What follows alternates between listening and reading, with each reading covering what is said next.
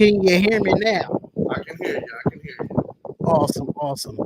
I, I'm hearing something in your background though. Oh, I know what that is. Is that the fan? No, that's air conditioning, baby. Oh, that's the air conditioner. Oh, okay. See, We back here. I'm super bougie, so I have central AC, right? But in my room, just to put a little razzle dazzle in there, I got the fan and the Oh, window. you want to AC. have like an igloo on it or something of that nature. Yeah, I mean the whole thing is so my house temperature I keep it at 72, Right. which is in the summertime it can be super hot. So then I'll crank that up to like 78, so the air conditioning unit ain't running all day. So that means what? That means that I gotta have something in the window because ain't no way I'm gonna work all day and then come home and chill in my sweat. Like no. Yeah, I dig it. I dig it, man. I was out all day and I felt like I'm two toned now. I feel like I'm two tone now. When I take my shirt off, I'm like, why am I so light on my shoulders, but my forearms is like dark as whatever. So, but So shout out to my man Lou. Bro got the THC drink mix. okay. Oh, If we get a little sponsorship over there, or get it for spicy Mac spicy picks, you could get a little endorsement on that, Oh man, I listen. It was a freebie. I'm fitting to try it. We gonna see how good this stuff really is. So you want to try it right now before I do any other intros and get everything out the way. Matter of fact, you know what? Go ahead and get that done because just to let y'all know, thank y'all for tuning in, man. 61st episode of the Darion Hopkins Sports Show. Got my co-host Mac with me, Mac Spicy Picks. Wait till he start getting them picks, especially for the NFL season. But he probably still betting right now when it comes to baseball and stuff of that nature. So he's probably still doing that on the baseball side. But so I will tell you this. I will tell you this, right? I've picked in the last 2 weeks about 8 winning same bet parlay games. Right. So I mean, like I ain't been doing too bad, but my whole thing is like I like large scale bets. And if you know me, I like them 14 bet parlays because I've actually hit on them. Okay. So that's and shout out to Bet Us. Okay. Don't shout out to Bet Us, man. Shout out to them. Get 125% upon your initial deposit on the sports book. Make sure y'all hit the link in the description there. So make sure y'all go check that out. NFL preseason is coming around the corner. If you do want to go to some preseason games, make sure y'all go to SeatGeek.com and use that promo code DHopkins. It get $20 off your first purchase. So make sure you go over there for all live events, sporting events, and concerts and everything of that nature. So make sure you go to SeatGeek.com and use that promo code DHopkins. But we got a nice little action-packed show for us today. It really a lot of stuff been going on. Let's see, he got the trivia cards and everything of that nature. But that was my lunch break. My 15-minute lunch break. I was smashing some Burger King where I had people waiting in the parking lot. And I'm sitting there typing it up on the computer so I can print it off. So hey, listen. We gonna get into it because we got some mad topics today. Talk about the Jets and the Broncos. Talk back and forth about what Sean Payton said, and Robert Saleh came back and responded. Justin Fields, can he have a better year than last year? That's what we gonna talk about. The whole Jonathan Taylor and Jim Irsay back and forth about this whole running back getting devalued and of that nature. Mac is about to be read at the fourth topic when it comes to top 100 players of 2023. We didn't do 70 to 61. We didn't do 60 to 51, and we didn't do 50 to 41. So we're going to go through those very quickly in that next topic.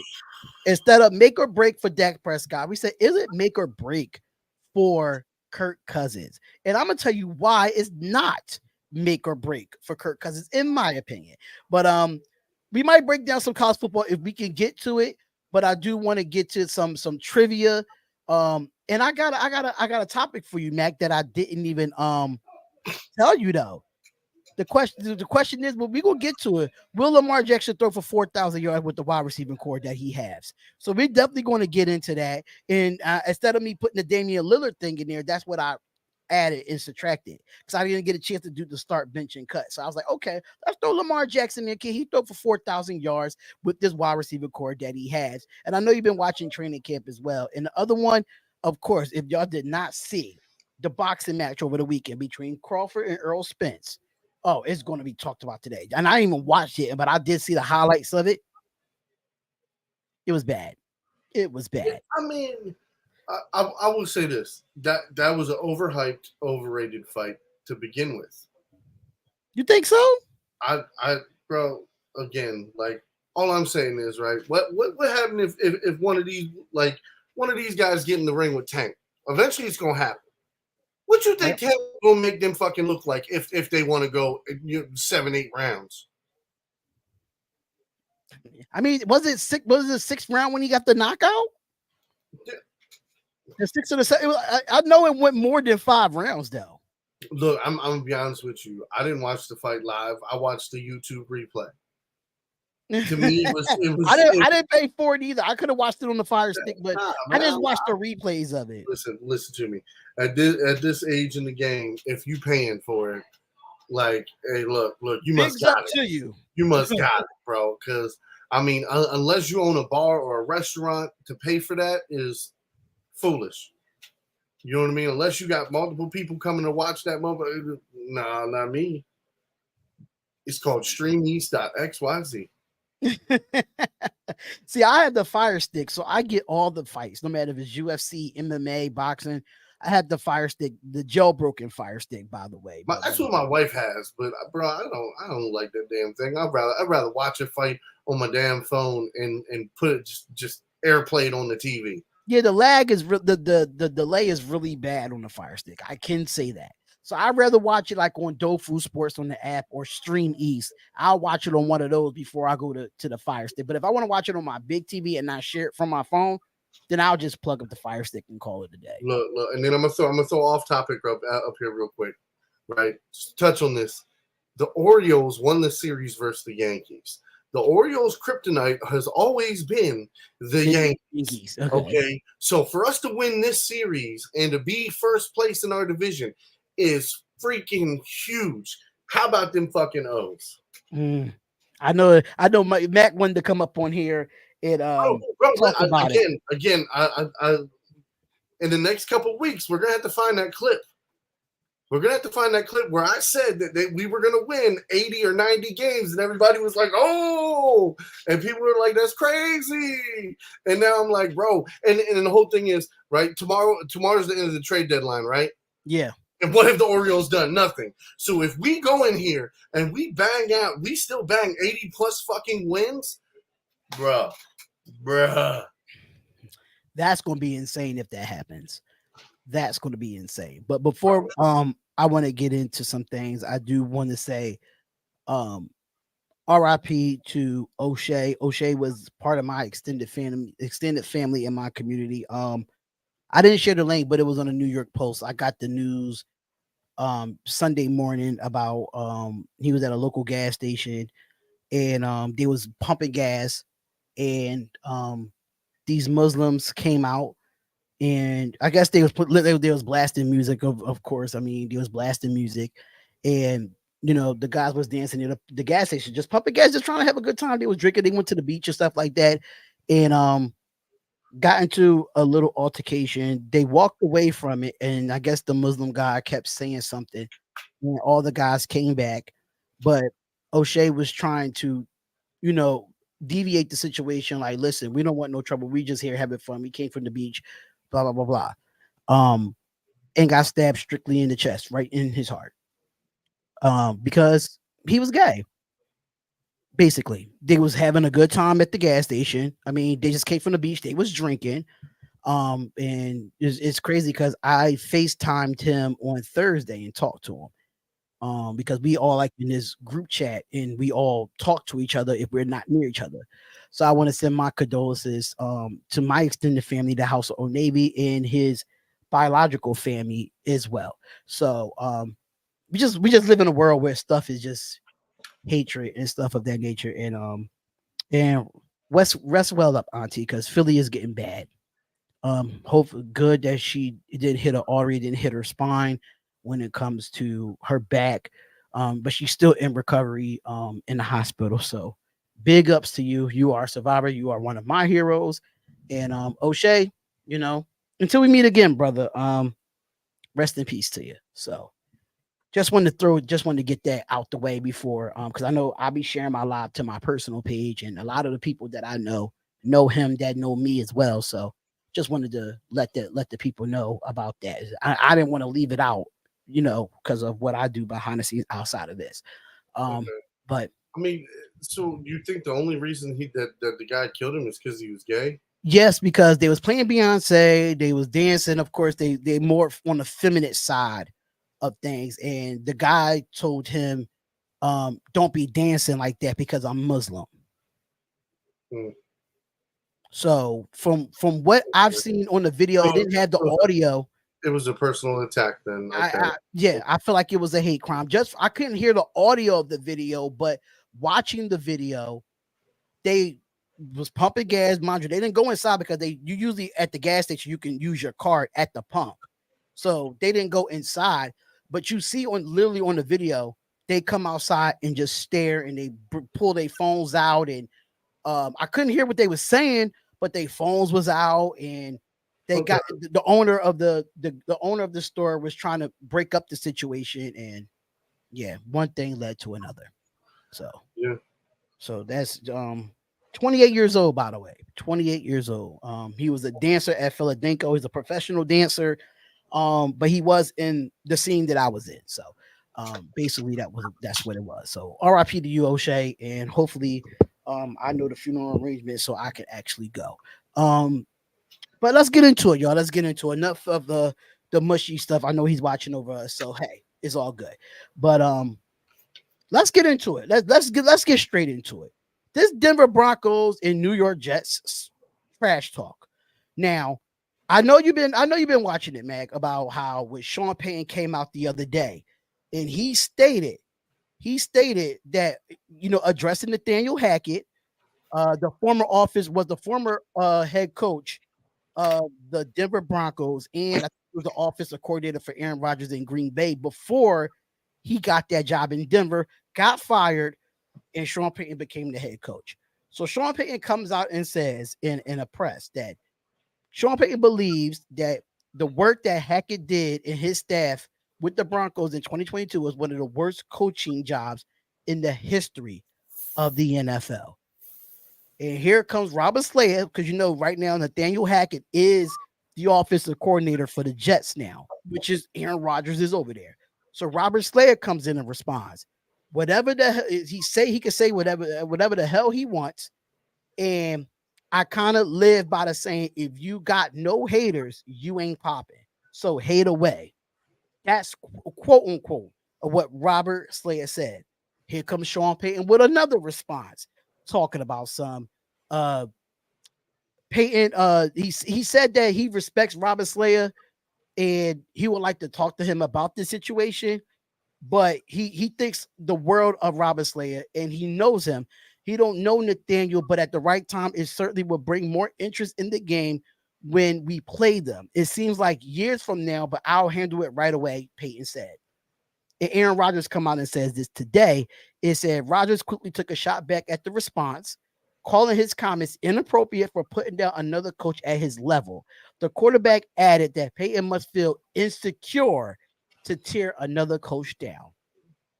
Mac, what are your thoughts on this, brother? What are you thinking right now?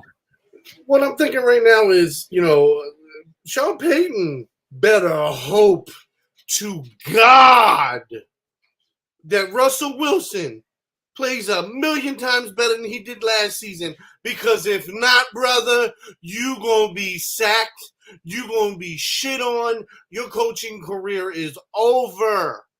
You hear me? Like, bro, come on now. You gonna talk shit about 1-year head coaches? Look at some of the great head coaches that spent one or a couple years. Belichick. If Belichick would have quit after the fucking Browns, he'd have went down as shit. Nobody would have remembered him. He would have been talked about outside of New York. You understand what I'm saying here? Like, you cannot count every stop on somebody's journey. Like, you can't. I didn't hold McDaniel shit against him because what did he do? He went right back to the Patriots and he won some fucking more. So when you're talking about a head coach that literally had 1, 2, 3 years at a fucking stop, like, nah, bro. you're talking too much shit. And now the whole thing is now you've done put a spotlight on your ass, which you shouldn't have done, because you should have worked it like you're going to have a decent year coming this year, and then the following year is when you're going to catch up. But now you're looking like, bro, you better have catch up on this fucking year. If not, Peyton, your ass is frying. Everybody in the media, everybody with a fucking microphone on YouTube talking sports is going to be carrying a shovel. And you know what? I like what kind of Sean Payton said, because I think it's a fact. I think that when it comes to Nathaniel Hackett, that coaching staff did not have those players under control. They didn't play at a high level. He wasn't a leader in the locker room. The players was frustrated with Nathaniel Hackett. So I kind of see it from Sean Payton's aspect, but now you add Robert Slayer into there that has great defenses over the years of him being a coordinator. They almost made the playoffs last year. They added acquisitions, probably about to add Dalvin Cook. Now, when you play them to this season, it's put up or shut up for Sean Payton. So I see it from both sides. And Sean Payton is kind of more solidified than Robert Slayer right now, but Sean Payton left the game. But it's another story for another time. But that doesn't matter. None of that matters. The whole thing that matters is now you've talked shit as if you're going to take the same team, this team that you have this year, and you're going to do better than they did. And I'm sorry, I don't think it's going to be that easy. I don't. I don't think it's going to be that easy either. No. Yeah, every team in the division got better. Half the teams that they're going to go against this year got better. So, and you're going to tell me with pretty much almost the same fucking crew in Denver is going to do better? They just lost KJ Hamler for they just waived him because he had a non-football illness. Hope for the best for him, and then now you had another wide receiver go down and tore his ACL. So hopefully you're going out and looking for wide receivers for Russell Wilson, because I mean you still got Jerry Jeudy, you still got Noah Fant, but that's not enough in this AFC West. It's just not enough. No. That's why I'm saying, like, bro, I don't even got them winning one in division game. So you got them getting you got them getting swept all the way through. Bro, I got Denver even when they have I think the problem is this, Mac. They have a good defense. Their offense is going to be the reason why they lose games. I don't know. I think their defense is subpar. I think they got holes all throughout their defense. Their defensive line isn't what it used to be. Their linebackers, I think they got two good linebackers. Yeah, they do have two good linebackers. They do. So I mean, but that's what I'm saying. And then cornerbacks. You got one good cornerback and then one that likes to get burnt every once in a while. Well, according to what I looked up just right here, the Broncos defense was ranked. They finished 14th in points allowed, 7th in yards allowed, and from their rankings from 3rd to 8th in 2021. But the difference was in the defense for the most part.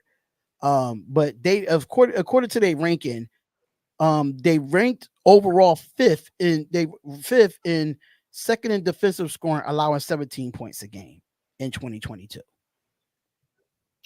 Mm-hmm. So it's not really. Oh yeah, Tim Patrick tore his Achilles, not an ACL. That's what it was. Okay, thank you, Arku. I appreciate that.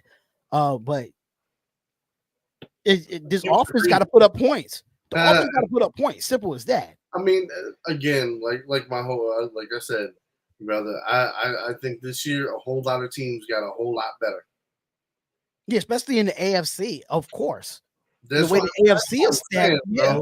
You're gonna tell me the Broncos are gonna come from the basement and into the playoffs somehow? No.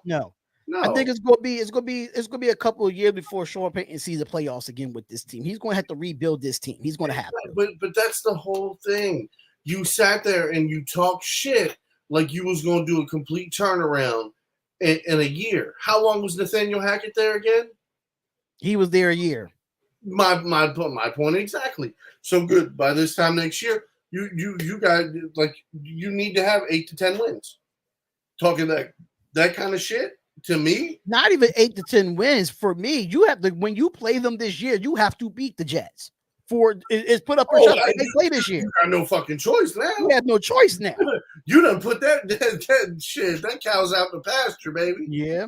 Like, And now you just put a fire under the Jets to circle this game on that date and be like, yeah, we ready for it. You know what you said back in training camp, back in the off season? Okay, we're gonna see what you actually do around this time.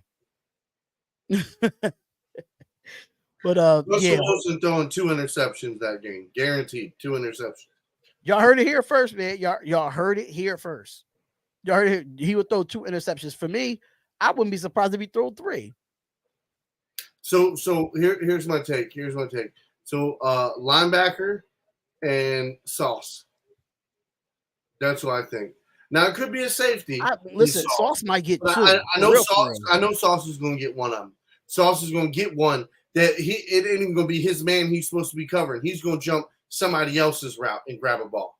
I got that feeling because Russell Wilson is, to me, he plays too happy. He plays too happy. Like he be flicking balls when he needs to bing, like sling that motherfucker in there.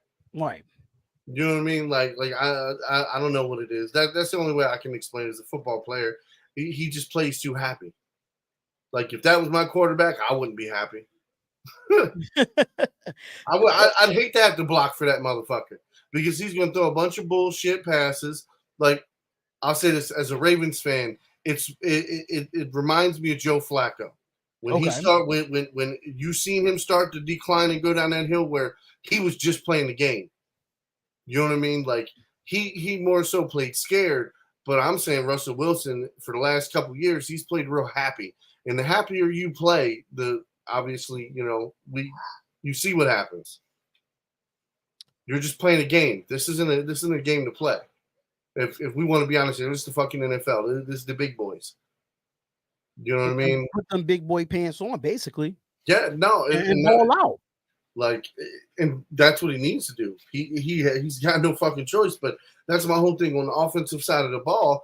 I don't know if they have enough. And then again, on defense, like I could see them finishing around top 10 maybe, but I don't see them being in that around that top 5 or top 3. Yeah. Because if you look at it, it's between the 8th best defense and like the 3rd best defense are always like those defenses are in the playoffs every single year.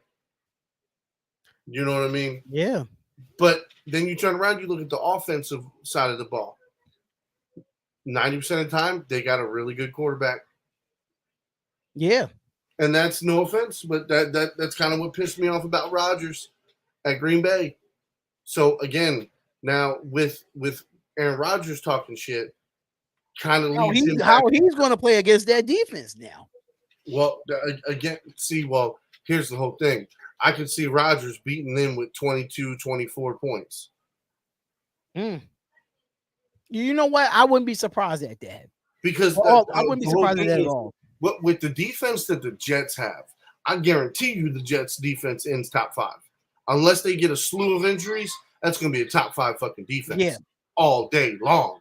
And you ain't going to tell me they're not going to give up more than 17 points a game. And they upgraded a lot on the offensive side of the ball. And then they might just be getting Dalvin Cook because he's still in New York. Man. So that's what I'm saying. So think about it like this, okay? If your defense can make sure that no more than 21 points are put on the board, and your offense can guarantee that you're going to put up at least 28 points a game, that's a winning combination. That's a fucking winning combination. That's championship caliber football. That's why the Patriots were so fucking good for so long. It wasn't just Belichick. It was the fact that Belichick understood that if I put checks and balances on both sides of the board and I make sure that I cover my point spread every single game, I know what I'm doing. So it's like if your best player in your best game is to throw that ball, I'm killing the ball. You're not throwing that ball. You can run that ball all day, motherfucker, but you ain't throwing it. You ain't throwing it. All right, so I'm taking away your best fucking your best attribute, and I'm gonna make you do something you're uncomfortable. Make you very one-dimensional, basically. Yeah. So you turn around, you make somebody do something that they're uncomfortable doing, and then bam. Now that right there, you don't have that offset kilter. Then you have talent on the defensive side of the ball. So that's a recipe for some good eating, boy.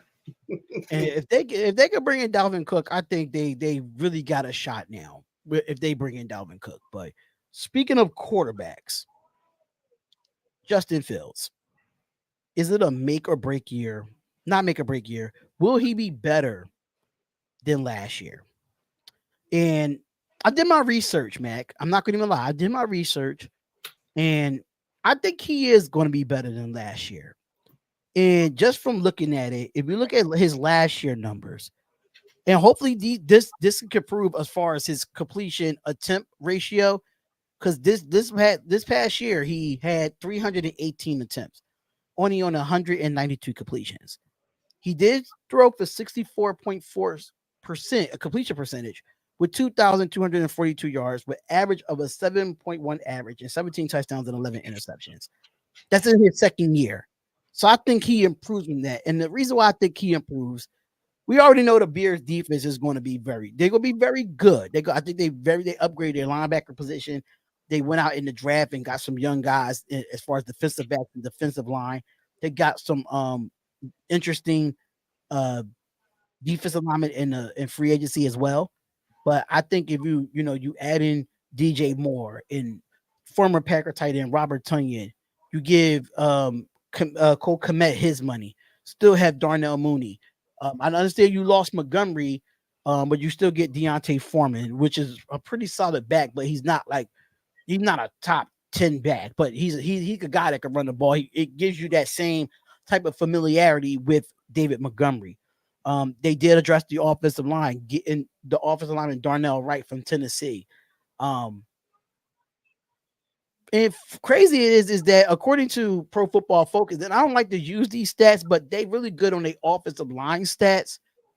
They pass block win ratio was second in the league.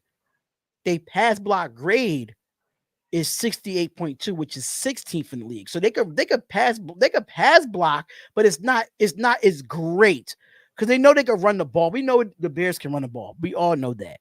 If they could get this offensive line continuity with Braxton Jones, they a couple years ago they got Tevin Jenkins, Cody Whitehair, Nate Davis, and adding Darnell Wright. I think this offensive line will be good and help Justin Fields fix that completion attempt ratio, and I think his completion percentage will be higher now, knowing that he has the weapons that he has. So for me, I think that he'll be better than last year, in my opinion.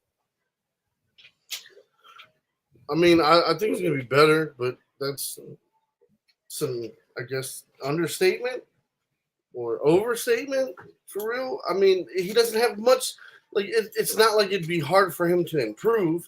You're telling me right now he throws for 3,200 yards and 2 more touchdowns and 1 less interception, 3 more touchdowns. You know what I mean? And the way he rushes the ball too. Yeah, you know what I mean. My whole thing is, again, it's like there's so much room to improve. It's kind of hard not to. Right. So that being said, now he's got 2 top targets. You know what I mean? They got a decent offensive line. Like, bro, there's no excuse for him not to be better. If he degressed this year, that's a problem. And I don't think he will, but I think it will be a problem if he does degress. With that team, you can put Mac Jones with that team. He's going to get you over 3,000 passing yards, probably around 32 to 35, and then turn around and give you about 25 touchdowns. If he can do that, plus what he does with his feet, man, that sounds like a winning fucking. I think they win more. If that's the case, I think that the Bears can win more than 3 games this season. More than 3 games? You fucking bro. They're probably going to win like 8 or 9 games. They're going to be one of them sneaky fuckers who's going to roll up in there, and for some reason, a lot of teams is going to find a hard time scoring against them. I got a feeling they might be a team where they get hot at the end and make the playoffs. And then here's the whole thing is it's going to be a lot of fourth quarter wins, because by halfway through the third fucking quarter, right? If the Bears are down, what does that mean? That means he's running, gunning, and slinging. You know what I mean? So that means that defense is going to be on the field longer and longer and longer and longer and long. By the end of the fourth quarter, if it's within a few points, and Justin Fields gets that fucking ball and he starts running, bro, you're not going to tell me they're going to be gassed. They're going to be back on their heels. It's the same thing happens with Lamar. When Lamar fucking head fucks with a defense for at least a quarter and a half through the first 2 quarters or 3 quarters, bro, 9 times out of 10 it's easy win because the defense is tired. They do like long ass drives. If you go more than 3 long drives in a game, think about that. That defense is out there on that field running around, getting back into the line, getting the play, getting back down, getting back up, running, going blah blah blah blah. You know what I mean? And you're doing that, anywhere from 10 to 30 fucking times a goddamn drive. So for me, I think that he's going to compete in this NFC North. I think this NFC North is wide open. I mean, even though the Minnesota Vikings won the division last year, it's going to be very interesting to watch these 4 quarterbacks, just Jared Goff, Kirk Cousins, Justin Fields, and Jordan Love. It's going to be very interesting to watch the division in general. Do you see how all these quarterbacks do? For real. Bless you, brother. Bless you, brother. And bless you again. And bless you again. Oh, somebody talking to me. It got to be some fresh grass being cut or something. That's the only day. It got to be some fresh grass being cut. Hefe, what's going on, brother? What's up, man? What's up? But yeah, hopefully he'll be better going into the season. But Caleb is laughing. He laughing at all the times you was sneezing, bro. But Jonathan Taylor. Let's get to it. We're gonna get into this last topic and we're gonna go into some trivia. But Jonathan Taylor. Now, this is falling apart for the Indianapolis Colts. Like, he requested a trade following the meeting with Jim Irsay on the team bus during Saturday's training camp session. NFL Network Inside Ian Rappaport reported that Taylor is currently on a physical unable to perform list and wants a contract extension that puts him in line with the league highest paid running backs, but the Colts have not made a contract offer yet, according to Ian Rappaport. Now, it does say that Irsay told reporters following the meeting that the team is not planning to extend Taylor at this time or later, according to Albert Breer. And they said they was not trading their Pro Bowler. We're not trading Jonathan in a discussion. And that's what Irsay said. But it was brought to a lot of things that was going on what Irsay said about the running back situation. We had negotiated a CBA that took years and effort and hard work to compromise in good faith for both sides. To say now, specifically a player category wants another negotiation after the fact is inappropriate. It is inappropriate.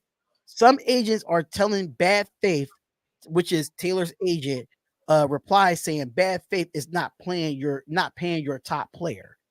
So Jim Irsay clarifies on Thursday that his comments was not aimed at Jonathan Taylor, and it was a layer of contention, and plus it was a lack of discussion over rewarding one team's best have apparently tipped the scale in favor of the trade as far as Taylor views goes. And this is what Jonathan Taylor had to say about this. He said, if I die tonight and Jonathan Taylor is out the league, no one is going to miss us. That's what he told reporters. The league goes on, and we know the National Football League rolls on. It doesn't matter who comes and who goes. It's a privilege to be a part of it. And now it's time for us to do our work. And now it's time in organization. And players who are 24, 25 years old, now is the time to seize the moment. All this is going on with Jonathan Taylor. Do he get traded? Do you think the Colts would trade their best player on the football field? After all this that just went down between him and Jim Irsay. I mean, this is a business, is it not? Anybody can be traded. Didn't Aaron Rodgers just get traded? Yeah. Who the fuck would have ever thought that we'd see Aaron Rodgers traded from Green Bay? I didn't think so. I didn't think so at all. Nobody. And I do mean fucking nobody. If y'all think Aaron Rodgers was going to get traded, salute to you, but I didn't think so. Nobody is guaranteed any motherfucking thing. especially when it comes to the fucking sports and NFL and shit. Like, anybody's contract can be bought out. Bam, here you go. See you later. Yep. Anybody can be traded. Anything, like, it don't make no sense. The best of ability is availability, and I know it sucks, but at this point in time, tighten your motherfucking bootstraps up, baby, and get to work. That's the only thing. At this point, that's the only thing you do. Ride your contract out. When that contract is out, highest dollar. And that's going for any team. Any team. I'm just telling you. As a Ravens fan, I can't wait. Maybe not this year, but next year, a couple of these top running backs going to hit that motherfucking free agency market, and y'all going to fear the motherfucking Ravens again. Bro, I'm just telling you. Could you imagine? He warning y'all right now. He putting the league on notice. Bro, if we had a Derrick Henry, man, would nobody be able to fuck with the Ravens? You understand? That man would have 3,000 rushing yards a motherfucking season. He averaged 20 yards a fucking carry. Sure did. He wouldn't get touched. He wouldn't get touched to the 10-yard line. The way our team run blocks, best in the league, baby. Agreed. It's definitely one of the top running offensive lines in the league. Absolutely. Pass blocking, run blocking, either one. You know, you know what Lamar Jackson. No, I don't give a shit. Our pass blocking is subpar as shit. It is. I don't give a fuck, bro. And as much as people love Ronnie Stanley, I think he's one of the most overrated goddamn left tackles in the motherfucking business. You know how many times I've watched his man beat him, and if it wasn't for Lamar being as fast as he is, his ass would have got sacked. If he was any other statue-like quarterback, his ass been sacked so many goddamn times. But going back to this whole Jonathan Taylor thing, if you look at him, I mean, in 2021, he was the rushing champ. I mean, the time that he's been with the Indianapolis Colts, 3,841 rushing yards on 33 touchdowns on an average of 5.1 yards per carry in his career. And he also collected 104 receptions for 802 yards and 3 scores in the passing game. How many years he got left on his contract? That I don't know how much he has left on his contract, but I could definitely find out. See, listen. All I'm going to say is, right, as a businessman, as a smart motherfucker who played football, right, I'm taking the Kirk Cousins approach. This is really? What you paying me? Okay, I'll be no problem. You want franchise tag me? Franchise tag me. Okay, no problem. I'll be there for work. Oh, you want franchise tag me again? Go ahead. I'm be there for work.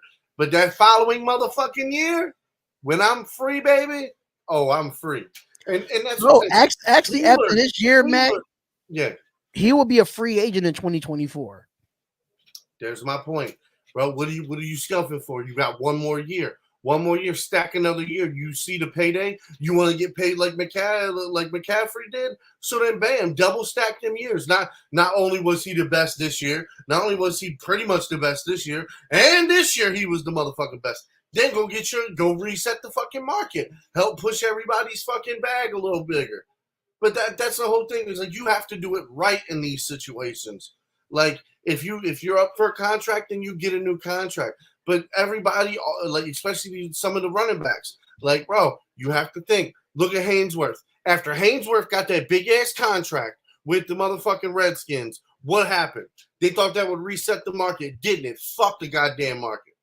Because guess what? You're not paying another defense tackle like that. Oh, no, right. I don't want another Haynesworth deal. And that's what's happened over the last few years with running back contracts. They sign the contracts to big money, and then they turn around and they get injured, they get hurt, and they're never the fucking same. Now, understand, not everybody is the fucking same. And that's what a lot of these people need to understand. Not every running back is the same. When you got a running back that's staying top of the game, he's been injured a couple times, but he comes back and he's still at the top of his game. Bro, pay that motherfucking man and keep it pinned. And I feel like that's with, Saquon, that's with Josh, and now with Jonathan Taylor. Those guys been productive even with injuries. So, I mean, even though Saquon has the most severe out of all of them, but Josh Jacobs, Jonathan Taylor, and even the Dalvin Cook. Like Dalvin Cook had injuries, but he still came out and produced. Like he wasn't the best. He wasn't. I understand Josh Jacobs wasn't the best. Josh What Jacobs' contract up? When is his contract up? Next year. Next year, and so is Saquon. So it's going to be the running back market is definitely going to have to change starting next season because Saquon would be a free agent, Josh Jacobs would be a free agent, and so will Jonathan Taylor. So yeah, and mind you, they are they're three, probably the top 5 or top 10 backs in the league. But look, they all three of them look real good in a Ravens jersey. I'm just saying. He is making his advocacy for the Baltimore Ravens to go sign a running back. Do you remember Justin Fournette? Yes, I remember him, but exactly. He was a very journeyman ass running back, right? Guess who he had over 1,000 yards with? Guess who he had his best motherfucking season with? The Baltimore Ravens. We run that goddamn ball. If the Ravens would go and pick a top running back in the fucking man. I'm just saying. Joe Mixon might be a free agent too. I'm just saying, if we would have picked the top running back instead of picking Hayden Hurst before we picked Lamar Jackson, man.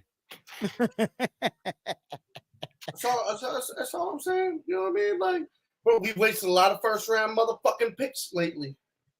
And just to let everybody know that Jonathan Taylor is on a 4-year, $7.8 million contract with only $4.2 million guaranteed. And that would be ending at the end of the 2022-2023 season. I'm just gonna say this though. Like, I'll be honest with you, right? $2 million in the bank, right? By the end of this contract, he should have at least $2 million sitting in the motherfucking bank. Right? That's already fuck you money. Right? You can put $2 million in the bank, you can make enough compound interest off of that for the rest of your life to where you can budget anywhere from $10,000 to $30,000 depending on how good you are at investing and moving money. Look, they already said you already have a running back in Lamar. That's what they're saying. Okay. And you know what? Just for that, you want to make jokes? All right. I hope Patrick Mahomes don't do too much running this year because that knee going pop. Oh, don't wish the injury on him, man. Come on. At least my running back can run the ball. My man gallops 3 yards and my kneecap. But hopefully Jonathan. Listen, I think the same thing when I see Josh Allen's dumbass run the ball. I'd be like, boy, what is you thinking? You sitting there, you galloping down the goddamn field, man. But get your ass down and stop playing.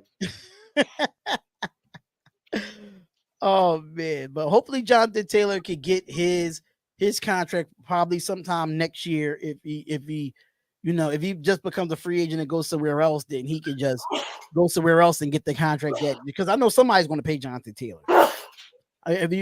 Bless you, my guy. But if you have not watched Jonathan Taylor, even in the Wisconsin days in college, the guy is valuable to a football team. He just really is. Let's get into some trivia though, man. Let's get into trivia before we get into this next topic because I think you need to be calmed down before we read the rest of this list that we have. All right. So what team had the highest scoring game by total of points? One team. What team scored the most points in one game? The most points in one game? Mm-hmm. I know it was a very high scoring game between the Kansas City Chiefs and Los Angeles Rams in 1 year. Nope. And it's not either of those teams, right? No, sir. Who scored the most points? Yes. I don't think it's not the Kansas City Chiefs. No, it's not the Kansas City Chiefs. It's not the Los Angeles Rams. Nope. The most points. I'll even tell you this. It's an East Coast team. Okay, so it's an East Coast team. Is it the Philadelphia Eagles? No. One more guess. All right. What team scored the most points in an NFL game? Was it the Bills? Nope. Right? So the answer is The Washington Redskins scored 72 points in a game in 1966. Anthony Price, you hear this, right?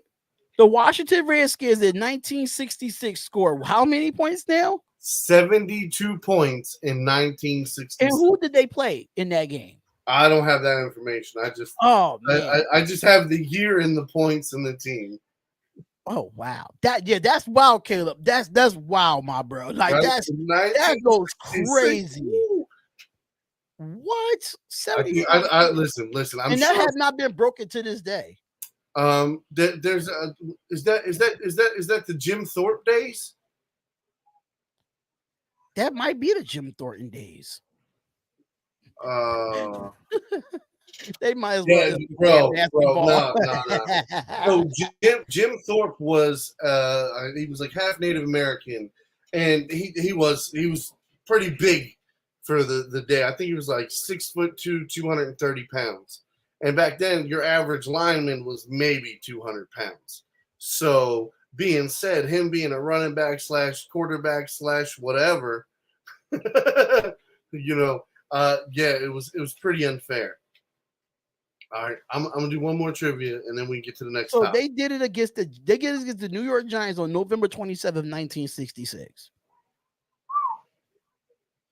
Giants fans, you don't want to remember that. Fuck you. But I hate Giants fans mainly because they talk so much shit about beating Brady. But what happened when you met the Ravens? Oh, that great defense. Oh, that good offense that was going to score all over our defense. They was going to put our defense to shame. They was going to run all up and down the field on Baltimore Ravens defense. I remember that Super Bowl. That is like my first core memory of the Ravens, and truly, like, that was our season. Like it was the first time I got a Ravens jersey from the secondhand store. It was a Elvis Gerback jersey. Oh, I was so proud of that. You were swagged out with that, bro. Come on, man. Gerback didn't play for like I think a year or so prior to that. I got it from the thrift store. I was the man. You couldn't tell me nothing, bro.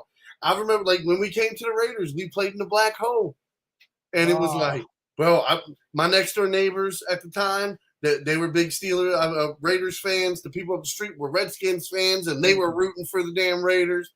And it was like everybody rooting on the Raiders, and it was just us. We was by ourselves. And what did we do? We went in there and we took that shit. It was like, yeah.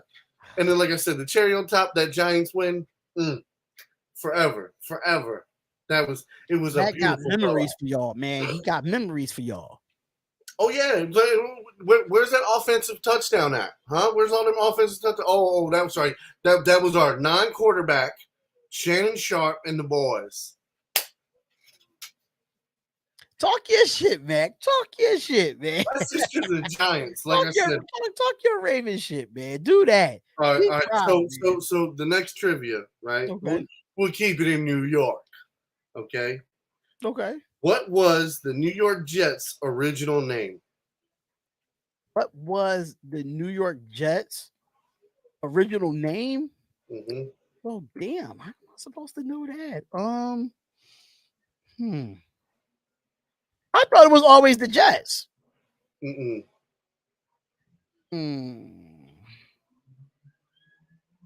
it's funny because there's a team that's using this name right now.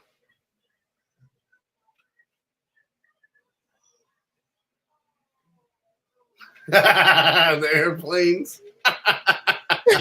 The damn airplane. I'm gonna go with. Is it another AFC team? I can't. No, I'm not telling you all that. I told you. Technically, a team right now is using the name. That's a big enough hint right there. No, it's definitely not the Packers. I'm gonna go out on a limb though, because I really think this was it, but I'm not sure. Is it the Titans? Yes, sir. And that's why I didn't tell you if it was AFC, because I was like, I ain't giving it away because the motherfucker might be a Cardinals. And if I say AFC, then it's got to be the Titans. Wow. Yep, the New York Titans. The New York That sounds so weird, yo. Like what? The New York Titans? I wonder what their uniforms looked like back in the day. I wondered. There definitely wasn't no Titan colors. I knew it probably couldn't have been no Titan Bro, I colors. like the old Titans uniforms with they had like that sword badge on the arms. Yes, the original Titans when they actually came back as the Tennessee Titans. So yeah, that sword on the side is tough. The Eddie George days, basically. Yeah, that's when we had the battles, baby. Oh man, the Eddie George is so underrated as one of the greatest running backs. So underrated. Listen to me. Listen, Eddie George and Bettis and oh my God, what the fuck was his name? Rashad Mendenhall? Yes. Fuck, man, I hated that motherfucker. And then I was like, man, he was one of the best, bro. He was one of the best. They was like, I thought you fucking hated him. I did when he was playing against us. He was so underappreciated. Mendenhall was so underappreciated, man. It's crazy. So again, while we on the topic, right? James Harrison. Do you understand that James Harrison was with the Ravens the year before he went and started? Why is everybody stealing players from the Ravens? We took Waller from y'all. They took James Harrison. Tim Patrick that just got injured. We was talking about earlier. Tim Patrick was drafted by the Ravens. Why, yo? They just stealing players from y'all, basically. They gotta funnel the talent out some way. Yeah, true. Because trust me, if we wouldn't have picked up Waller, we don't even know where he will be in Baltimore at this point. We won't know. I mean, so we were the ones who initially got him the mental health crisis, the help that he needed originally. And then we were like, okay, if you don't want to play here, you know what I mean, we'll trade you. And that's why we traded the rights to him, because he said, like, look, I want to be out there. I want to be away. Okay, fine. But all I'm saying is, could you imagine if him and Pitta would have been a tag team? I don't know. Maybe Lamar Jackson wouldn't have got drafted to the Ravens. I'm just saying. But but it was deserving of it though to go get Lamar Jackson. But I get it. I get the scenario. Oh yeah, no, for sure. Like I will tell you this. That was probably one of the smarter things that Ozzie Newsome and them guys did. Is go and get Lamar Jackson. When he slipped to the last pick, we were like, oh, 5-year contract. We're not gonna let that 5-year contract slip out of our fingers. Right. And to me, the biggest motherfucking spit in the face though was the fact that we picked Hurst before we picked Lamar. And Hurst wasn't even close to being the best player on the board. But they did like how he played, though. I think Hayden Hurst he had a good. To me, I think he played okay with Baltimore before he left. I mean, we picked him. We picked him up for a first-round pick. 2 years later, we traded him for a second-round fucking pick. Yeah. Don't make much sense. It don't. Because you just imagine, because you had at the time, did you have Mark Andrews and Hayden Hurst at the same time? Yeah, in your offense. So yeah, we drafted Mark Andrews in the 3rd fucking round. Crazy, and then the crazy thing is we did the same thing with Pitta. We drafted Dixon, and then we drafted Pitta after Dixon. And Dixon was a washout. We wound up letting him go to Carolina, and we kept Pitta. It's always the second tight end that we pick is always the better one. What's going on, Snowman Multimedia? What's going on, y'all? For anybody that's on here right now, make sure y'all go over and subscribe to Snowman Multimedia. He is live like 2 or 3 times a day, 5 days a week. The guy has been grinding over there, and hopefully everything goes well with your disability stuff. I know you got denied again. I don't know if you want me to say that on air, but I saw you in the community post, and I just thought it was a complete BS of your disability being denied for like a 2nd or 3rd time. But you're going to get it, bro. You're going to get it. Much support to you, my guy. I always like Ed Dixon. Dixon. He was a solid backup behind Greg Olsen. That's because he's a Panthers fan. Yeah, no. You're very welcome for him. He didn't do shit for the Ravens. That's kind of why we let him go. I mean, but then again, it was like, again, he was playing up against Dennis Pitta. Let's be honest here. If it wasn't for hip injuries, like, dude, his career would have been another 4 fucking years easily. You're talking about he could still have the option. He might be still playing as an OG tight end. Yeah. Okay. So it literally, if it wasn't for the hip injuries, bro, he'd still be fucking phenomenal. I know he would be. Facts. That's not something that you can't control your joints, unfortunately. But the talent he had, phenomenal. Mm-hmm. So let's get. You want to do one more trivia before we go into this 100 list? Yeah, one more. Fuck it, because I think you'll get this one right. Robert Griffin III is best known for doing what in 2012?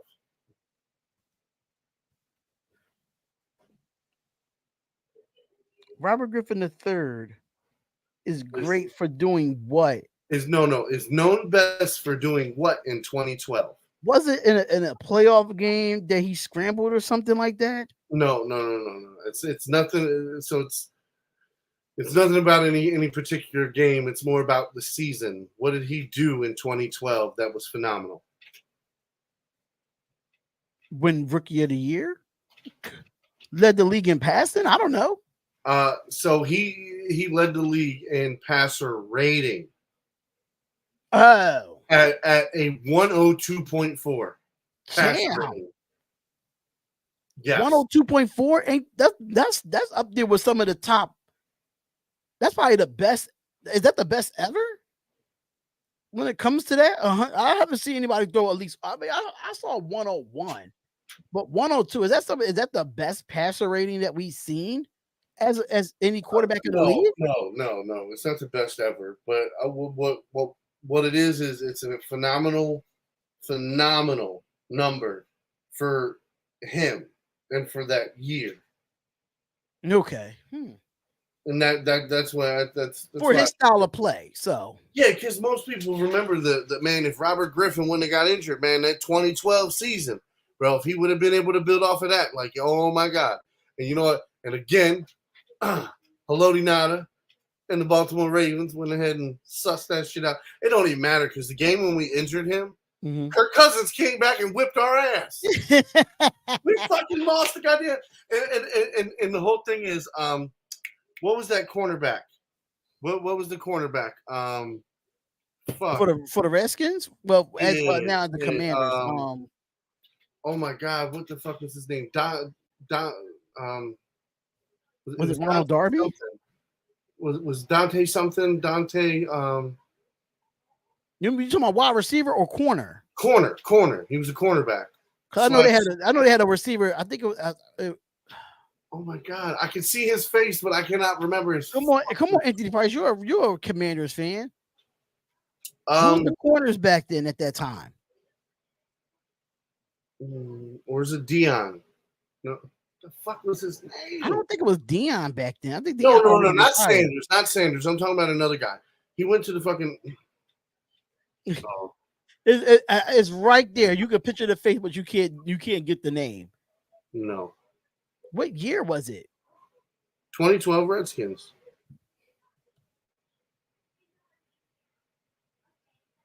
Redskins.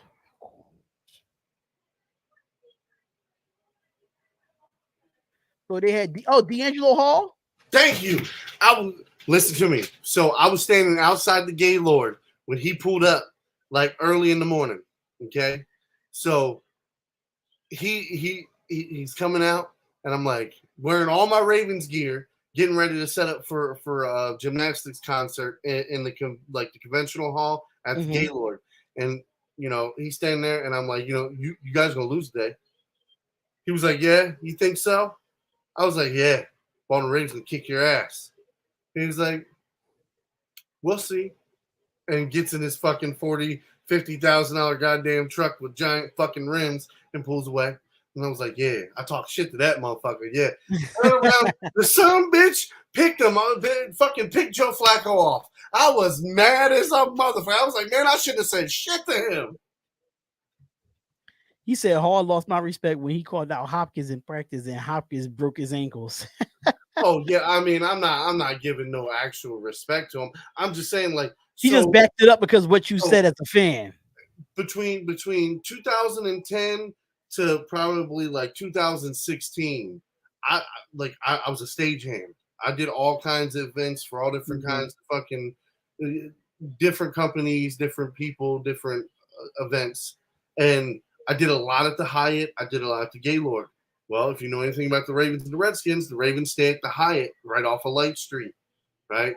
Turn around. The Redskins, they stay at the Gaylord before games a lot. Right. So being that, I bumped into a lot of these guys off and on. Like, and then especially the Hyatt, when I would go in to do work at the Hyatt, because how big I am, a lot of times they would be like, oh, players over here. And they'd escort me over to the other side where all the players are meeting at. And I get to rub elbows. That's why I met Bryant McKinney and shook his hand and talked to him. And I was like, man, you soft as a marshmallow. He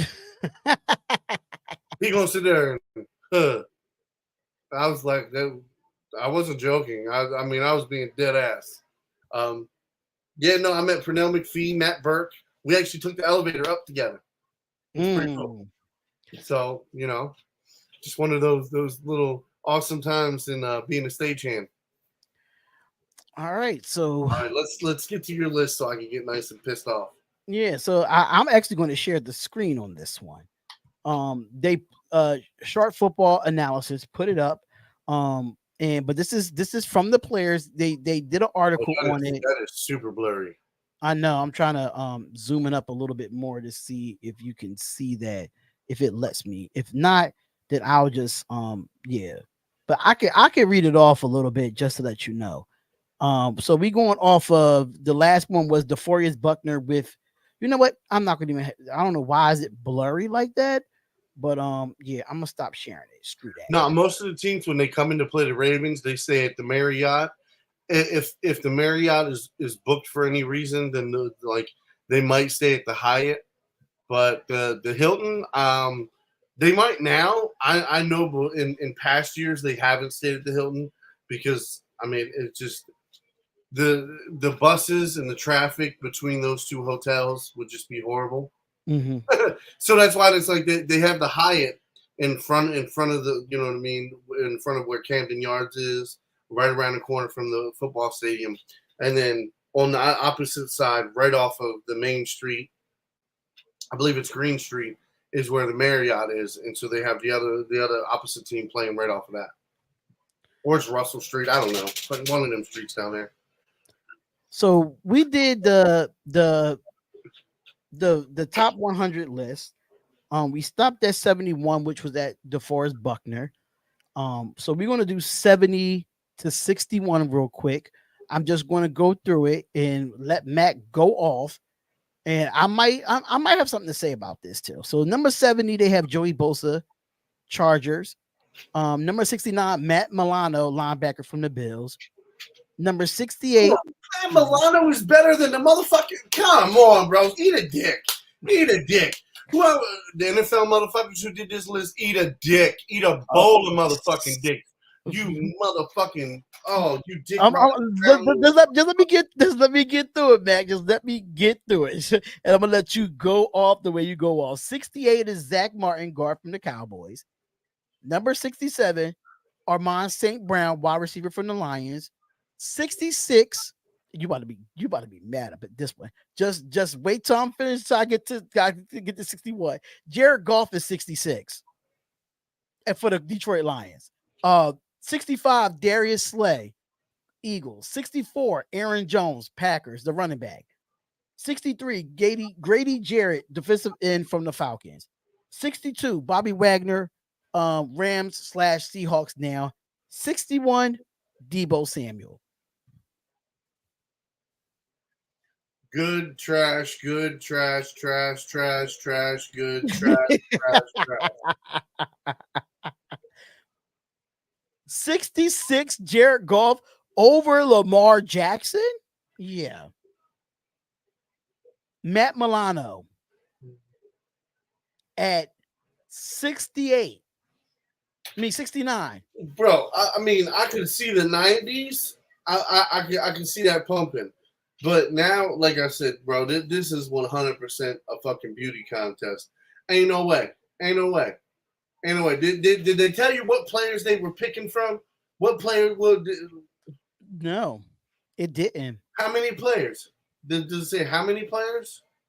It don't say how many players. It just gives me the list of who was put there. It don't give me the actual how the list was made. Look, that's the information I want to know. I want to know who's doing this shit, so I can get on Twitter. Which I don't even get on Twitter. I ain't been on my account in years. I'm gonna get on Twitter just so I can talk shit to these stupid motherfuckers. All right, so let's keep pissing Mac off here. 60-51. You got number 60, Trayvon Diggs, cornerback from the Cowboys. 59, Justin Simmons, safety from the Broncos. Number 58, Jeffrey Simmons, defensive tackle for the Titans. 57, Jordan Poyer, safety from the Bills. At number 56, Dak Prescott at 56. 55, Tony Pollard, running back for the Cowboys. 54, Brian Burns, linebacker from the Panthers. 53, Mike Evans, Buccaneers. 52, Jonathan Allen from the Commanders. And 51, Aaron Rodgers, Jets. Bro, none of this makes any sense. None of this makes any sense. Again, like I said, this must be motherfucking who likes sucking whose dick more. I just feel like point. Like, bro, this is 100% dick riding. This is a dick riding count up.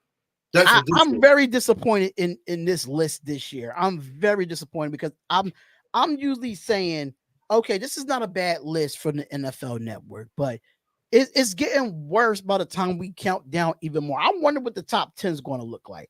I really want to see what the top 10s look like because we got to go through at least one more set of it and then we'll be up to date. And just to let y'all know, I'm gonna even name the players that got cut from 100 to 41. The players that got cut from there so far, but from 50 to 41, real quick. Cameron Jordan from the Saints. Man, that's a fucking reach. At 50. That is a reach. You put Joey Bosa. Come on, bro. Patrick Surtain, cornerback from the Broncos. Hassan Riddick from the Philadelphia Eagles. And this one right here is I don't get it. How the hell is Cooper Kupp at 47? I don't get it. CJ Mosley at 46, linebacker from the Jets. What? Yes. CJ Mosley? Are you motherfucking kidding me? Bro, he beat out fucking what's his name? Greenland? Or Greenlaw. Javon Greenlaw. Like even Milano. Milano's a decent motherfucking corner linebacker, especially in coverage. But you gonna give Mosley up, man? CJ Mosley's at 46. Cameron Hayward from the Steelers is 45. Jalen Waddle, wide receiver for the Dolphins, is at 44. Demario Davis, linebacker from the Saints, is at 43. Kirk Cousins is at 42. And Lane Johnson, the right tackle for the Eagles, is at 41. Listen to me. No disrespect to Cam Hayward, right? But fuck that. Ain't no on any given day is he even fucking close to fucking TJ Watt. Wasn't TJ Watt already on this motherfucking list in like the 80s? No, TJ Watt wasn't on this list yet. Oh, okay. I'm sitting here thinking to myself, like, hold on. There's no motherfucking way. Because it's bad enough. Like, you're only going to get 3 Steelers on this goddamn list anyway. Yeah, I don't see TJ Watt on this list yet. Nope. Okay, because it's going to be TJ Watt. It's going to be fucking,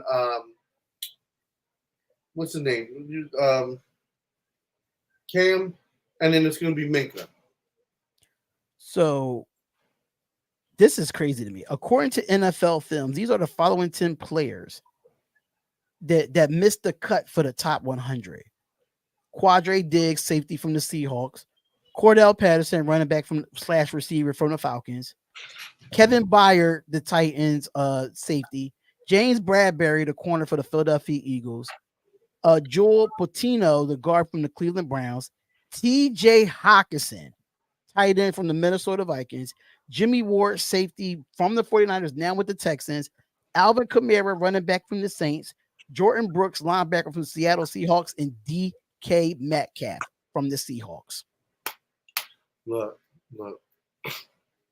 How DK Metcalf does not make this list? That's the one person that stood out to me. Did any of them? Metcalf. I'm gonna say this. Whatever players made this goddamn list, I hope you shit yourself. Diarrhea every fucking game. This is ridiculous. I am very disappointed in this list. Very disappointed in his list. Bradbury didn't make the list. Short. Bradbury's another one that was a shutdown corner for the Philadelphia Eagles. Darius Slay makes the list, but not James Bradbury? That's crazy. Darius Slay is good, but Bradbury was just as good as Slay last season. That's the part I'm not understanding. Yeah, this list is getting worse and worse and worse. I'm disappointed. I don't even want to talk about it more. I want to move on. I want to move on because I'm tired of this. I'm tired because this just don't make no sense to me. Has Josh Allen been on the list yet? Josh Allen is not on this list yet. So that means they're gonna make him a top 10 player. They're either gonna reach for Allen or they're gonna reach for Burrow. I mean, I can see Burrow being top 5 player or a top 10 player over Allen any day. That's just me. That's just me because it's getting to a point where it's for me. It's coming out of the players' hands now. But honestly, though, like if we're talking, it's coming out of the players' hands now, man. Justin Jefferson should be number fucking 1. Let's be honest. We're talking about if he's not number 1, this is rigged. If he's not number 1, this is rigged completely. And we're talking Patrick Mahomes got to be number 2.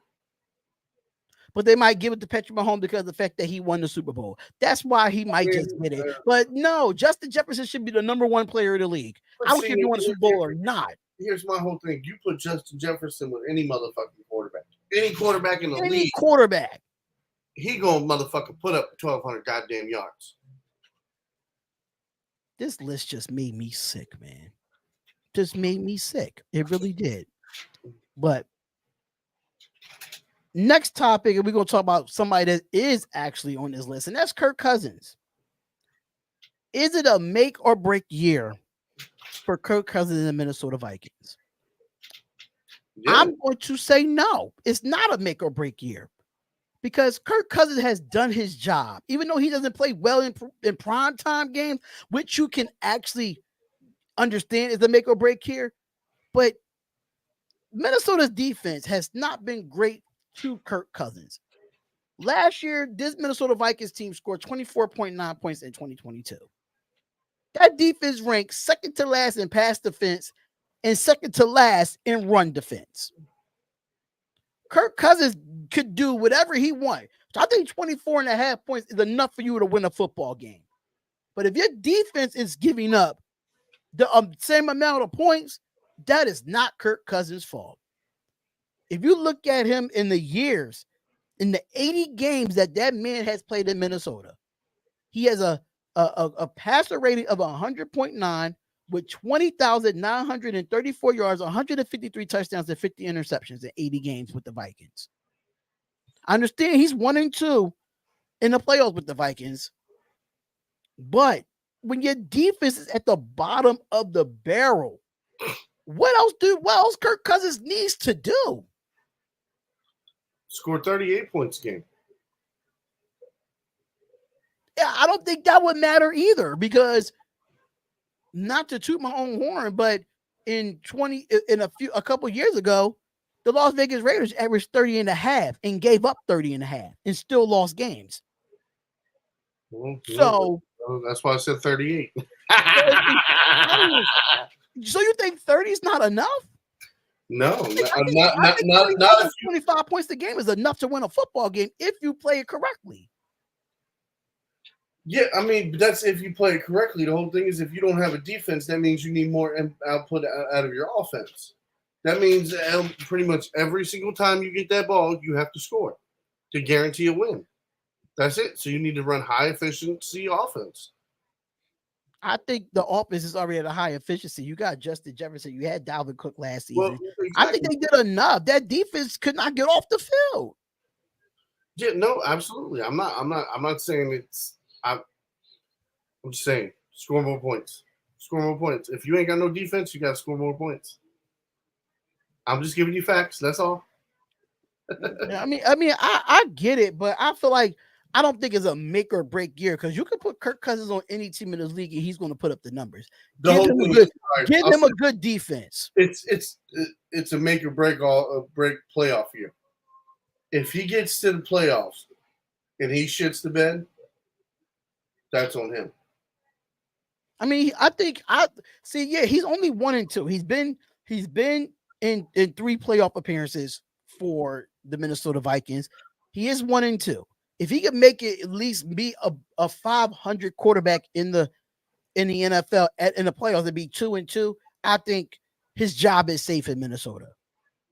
Yeah, but again, like I said, I mean, if they can somehow pull together middle of the pack, like say, like the 20th to the 18th best defense in the league, even if they can pull that off, I feel like that they're definitely a playoff contender. And they lose a Darius Smith, and then Danielle Hunter wants out of Minnesota defensively. They lose Duke Shelley. They lose Dantzler. They lose a lot of good defensive players that they had on here to just replace them. I don't know who they replaced them with, but this defense just going to have to play better if you want to get deeper into the playoffs. When you get deeper into the playoffs, your defense got to play top notch. You can't be a one and done football team like you did with the Giants. The Giants came in and beat y'all. You can't be one and done. Yeah, no, can't be. It has to be better on both sides, but defensively, it has to be more better than what the offense gives. It has to be middle of the, like you said, middle of the pack. Get instead of you being second to last, at least be between 15 and 17. At least that. Yeah, but I mean, so they got 2 young cornerbacks that are really fucking good that are coming up. They have 2 linebackers that I like, and then Anthony Price just said Jaron Hall. So that I mean, it's all I'm saying is they do have a super young core, but I like that about them because that means they can only get better. That and I like that fact because that's what the Ravens did over the last few years. We slowly got better and younger. And I think Minnesota is going to get younger too. I think Patrick Peterson, I think he retired already, or he's still playing, right? For the Minnesota Vikings? He's still playing. So hopefully he can help this defense as much as possible. So yeah, I feel like Kirk Cousins is not a make or break year for him. It's a make or break year for this defense. And when you have a guy in Paul Gunther that used to be a defensive coordinator for the Las Vegas Raiders that gave up 40 points a game as a defensive senior assistant, I see why you giving up as many points as you're giving up. That's why we got rid of them. But hopefully the Vikings can be a better defense. And if the Vikings can score 30 points and the defense could give up at least 17, between 15 and 17 points a game, the Vikings will be fine. They will be fine. So let me get into one more topic real quick before we go into a trivia. Yeah, let's get into that topic right now. We talked about the Baltimore Ravens a lot on this show. 4,000 yards for Lamar Jackson with the new wide receivers, offensive coordinator.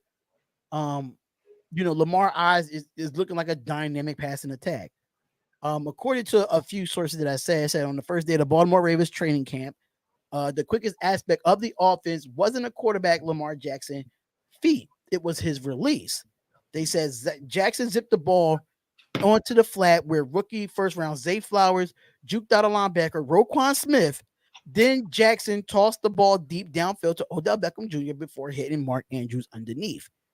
Entering his 6th season, Jackson has a chance to redefine himself as well as a dual threat quarterback role with the new offensive coordinator Todd Monken and new players such as Flowers and Beckham Jr.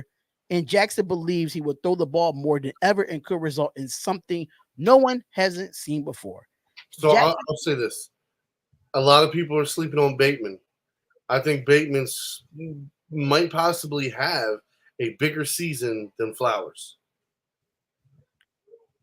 If he's healthy, full season, I think Bateman is sneaky, bro. He's got fucking speed. He knows how to cut. He can get open. I just feel like if he's healthy, he gets a full season with Lamar. It could be dangerous. Now, they said that Jackson can become the first NFL player to throw for 4,000 yards after rushing for more than 900 yards in the season. Oh, for sure. I mean, like, I don't want to put pressure, and that's why I'll be quick to be like, nah. I mean, if he throws for 3,600, I'll be happy. And I'm be honest with you, I would be, because if he's throwing for 3,600, that means he rushed for over 1,000. And ultimately, what did that lead to? I guarantee we won at least 85% of our games. 85% of our games equal to what? That 10 plus wins? Yeah, that's 10 plus wins into the playoffs. That's playoffs, baby. That's playoffs. Now, I'm going to say this. I think Lamar Jackson could throw for 4,000. I mean, he threw for 3,900, almost close to 3,900 in his MVP career with no receivers on top of that. I think he could throw for 4,000 if Odell Beckham can stay healthy, if Bateman can stay healthy.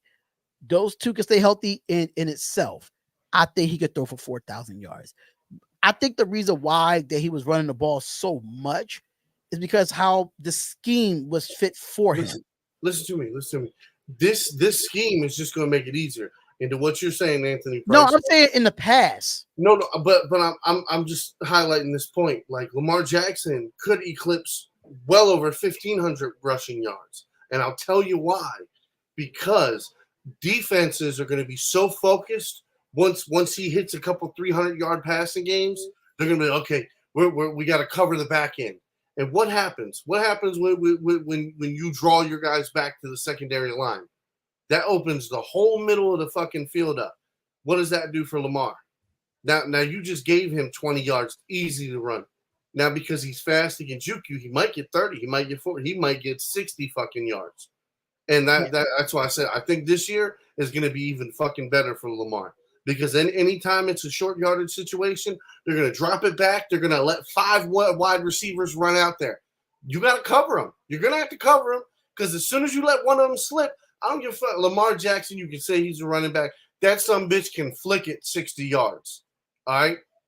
So you ain't going to tell me that the defense sucks in. You tell me Zay Flowers over the top, wide open. Whang, he wings that bitch. Now you just gave up a touchdown instead of giving up 20 yards. I don't think if he throws a 4,000 passing yards, he won't get 1,500 rushing yards. Oh, no. It won't happen that way.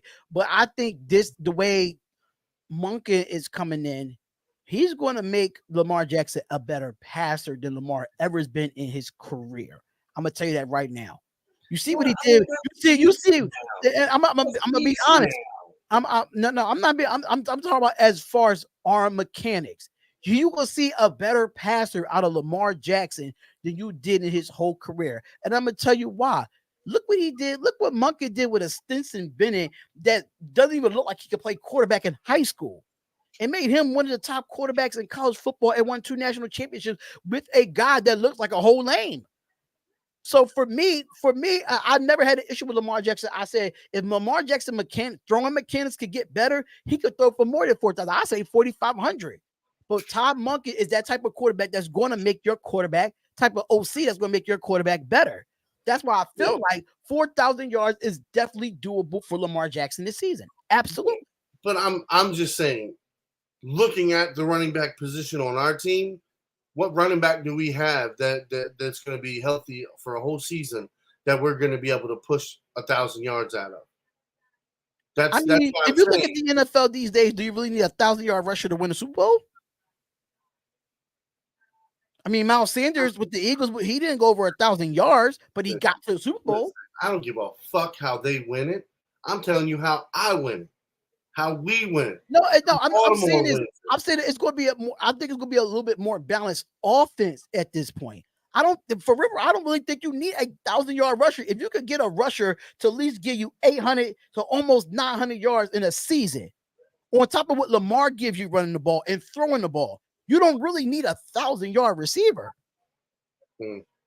I mean, not receiver, running back. I'm sorry. Okay, so again, okay, absolutely. If that's how you feel, I feel like whatever, you're playing a one-dimensional game at that point. If you don't have a successful running game and a successful running back, what fear do you have to make people load up the box? No, I'm not saying that. I'm not saying that you don't. No, I'm a fucking hard time. No, what I'm saying is, if you could get a back on there that can average at least 5 to 6 yards to carry, that is a threat in itself. To average 5 or 6 yards to carry. But you have two running backs. In our offense, our running back, we run the ball at least 20 times a game on average. That is our average. Which is fine. But if you could get a guy that's under 1,000 yards, if you could get two guys under 1,000 yards that average 5 yards to carry, I mean, listen, that's successful. I don't care what you average a carry. I don't, because that means you can have 3 good rushing attempts, and the rest of them be for 2 yards. And because you had 3 big bursts, it averages out to make you look good. But no, can we name the last 1,000-yard running back that won a Super Bowl in the last 5 years? Can we name one? I don't know off the top of my head. Exactly. You really don't need a 1,000-yard rusher. If you can still run the ball 20 to 25 times as running backs, and you can still win the Super Bowl without having a 1,000-yard running back. Okay, what top quarterback hasn't won the Super Bowl? That's what that's what I'm saying. Like, if you're talking about a regular team with a mediocre quarterback, a good system, a good wide receiver, a good running back, like a good overall team versus a team that's got 3 or 4 superstars. You know what I'm saying? Like Patrick Mahomes, it's fucking Patrick Mahomes. You know what I mean? Like, he doesn't have to have a great defense because he can put up a shit ton of points. He doesn't have to have a great running back because he can throw the motherfucker anytime, anywhere, any way, any position. That's what I'm saying. Like. And for that, it's not the ball 20 to 25 times in a game. So you're telling me you think Joe Burrow would be as good as he is without Mixon? I'm not saying that. So, but I'm not saying that. But Mixon don't need 1,000 yards for them to go to the Super Bowl. He could be very effective and get close, though. He did, though. Yeah, he did. But did he really need it? No. I mean, he did. He didn't really need it, but he did more than just be a 1,000-yard running back. Listen, he could catch the ball out the backfield. He was another receiver for Joe Burrow. In our division, if you cannot run that motherfucking ball, you're done, son. The Bengals, the Steelers, the Browns. All I'm not saying that. I still feel like you can have an effective running game while having 1,000-yard. I mean, look at Nick Chubb. Nick Chubb is with the bum behind Cleveland Browns that go for 1,000 yards every season and don't even sniff the playoffs majority of his career.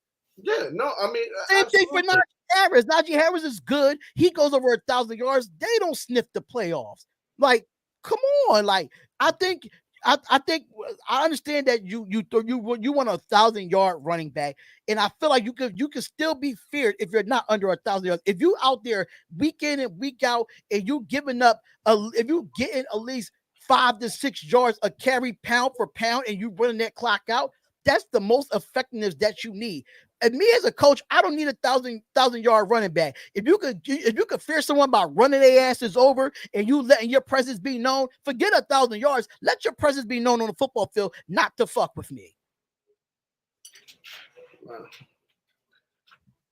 That's just how I feel. I was never when I played a little bit of running back because my idol is Jerome Bettis and I wore 36. I wasn't a 1,000-yard rusher, but I know damn well I made an impact where they said the reason why they call me D-Train for a reason, and people still talk about it to this day. And I was never a 1,000-yard rusher. I didn't win a championship. We lost in the championship, but did it get us there? Absolutely. So that's what I'm saying. Like sometimes you just don't need that popular running back. But I understand your situation because of J.K. Dobbins, Gus Edwards, and those guys are injury prone. That's what I just told you earlier. I just told you earlier. We But made Justin Fournette a 1,000-yard rusher. But if you could go get Ezekiel Elliott and he runs for 920 yards and still makes an impact, he's good. Y'all good with that? No, I'm not good with that. If you're again, if you're playing behind our offensive line in our run heavy offense, and even with Todd Monken spreading it out, we're still gonna run the ball a lot. If you don't think we're gonna run the ball, at least fucking I'm gonna say 35 to 45% of the time, easily. Like that's what I'm saying. There's no way we're gonna go less than 20 runs a game. If you're getting 20 times at a crack at that fucking ball and you can't average at least 100 yards, that's 5 yards a carry, homie. It's a lot of running backs in the league that has 1,000 yards don't get 100 yards a game. Some of them come in bulks. Yeah, some of them come in bulks. If you look at the top running backs in the league in an 18-game span, they don't run for 100 yards a game. Exactly. I'm saying that's our team. That's our system. That's how we run it. Like that. That's why if you go and you look at how our guys play, when we have 3 or 4 guys playing throughout the season, where it's mix and match, where you can, it never ends well for us. It never ends well for the Ravens. I think you can still run the ball effectively with the Baltimore Ravens if you give them 25, at least 20 to 25 carries a game. Who's running the ball? J.K. Dobbins was on PUP list. We got Edwards, and then we got old ass Melvin motherfucking Gordon. Which we both agreed on that they should have got Ezekiel Elliott. I think Ezekiel Elliott fits the system more than Melvin Gordon does. But I'm saying if you could go get Ezekiel Elliott and what happened with J.K. Dobbins and Gus Edwards, but if you could run with Ezekiel Elliott right now, I don't think Ezekiel needs to be 1,000-yard back, but he could definitely make an impact for y'all in the playoffs and your road to the Super Bowl. I mean, my whole thing is it's 17 games now. If you can't get over 1,000 yards in 17 games of getting 15 to 20 carries a game, that's rough, bro. You know why that's not happening a lot to a lot of running backs? Because now they're making it to where it's a running back committee. Yeah, and that's what makes it a problem with the 1,000-yard running backs, because now everything is running back committee at this point. Yeah, no, and that's why they're devaluing the position, because it's stupid like that, bro. To me, you have a starting running back that's going to run the ball the majority of the time. You get a heavy back, and then you get a scat back. Those are the 3 running backs you should have on your fucking roster. You got a guy, and they call all those by committee now. Yeah, no, and that's what I'm saying. So when you're doing it all by committee like that, then there you go. That's why you got guys. You're gonna have a top guy have 800 yards in a season. Like that, dude. You're not gonna make it to the Hall of Fame like that. You're not gonna make it to the Pro Bowl like that. You're not. You know what I mean? And more likely, you're not gonna make it to the Super Bowl. I don't think, for me as a fan, I don't care for the Pro Bowl because the fans vote. I don't care for the Pro Bowl, so that's another story. I be voting like a motherfucker for all the Ravens players. Yeah, I'll vote for my own team. Don't get me wrong, but when it comes to the overall voting, like how they pick the players, a lot of good players do get snubbed just because of the fan voting, because it's a popularity contest at that point. It's like the NBA All-Star game. It's just like that. And I think the All-Star weekend for the NBA has been irrelevant. So that's another story for another time in itself. But 4,000 yards, hell yeah. And Lamar Jackson will get it. For me, I'm gonna say this.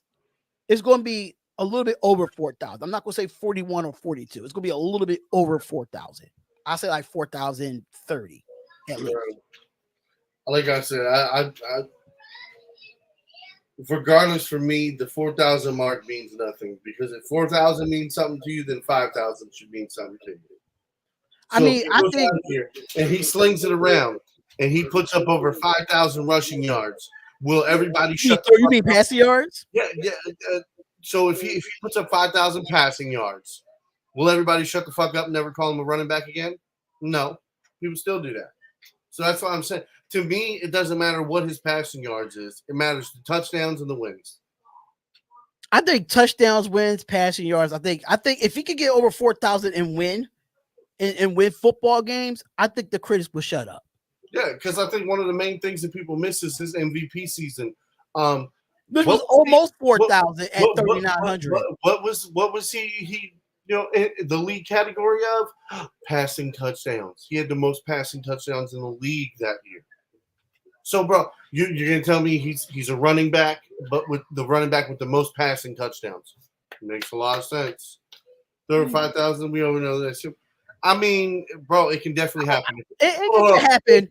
5,000 passing yards can happen. If Mark Trestman can get Jay Cutler to almost 5,000 yards, Lamar Jackson, wide receivers over 1,000 yards, I don't want to hear it, buddy. I don't want to hear it. Bullshit. Anything can fucking happen. I think with Lamar Jackson's talent and he's getting better and better as a quarterback, he could get 5,000. He can. I'm not saying it right now, but will he get it before his career is done? Absolutely. Because everybody's going to keep thinking Lamar Jackson is a running quarterback. For me, I want to see him throw the football a little bit more than he runs. I understand he's dynamic in that way, but if he got these weapons, it takes so much off of him running the football and him less getting hurt. So, bro, first off, I'll say this: both times he got injured, it was some dirty ass fucking shit play, right? So he got injured by the Browns, number 44, Tikai, whatever the fuck his name is, Tiki Wiki, whatever that dirty motherfucker. Threw his shit, tackling him by literally tackling his ankle, right? With it, hitting his ankle with a shoulder pad, and then grabbing his foot and twisting his foot. Like, come on, bro. And that, like I said, I said this before. I was so pissed off the Ravens offensive line didn't go smash that motherfucker into the ground. Because there's no way you're going to hit my quarterback any type of dirty move, any type of dirty grab. Man, I'd have slammed that motherfucker into hell. But Lamar had 36 touchdowns with 3,000 yards. Is likely the most QBs could throw over 3,000 yards. I disagree with that. Jalen Hurts threw for more than 3,000 yards, and he was a dual quarterback just like Lamar Jackson is. I'm just saying. It's possible.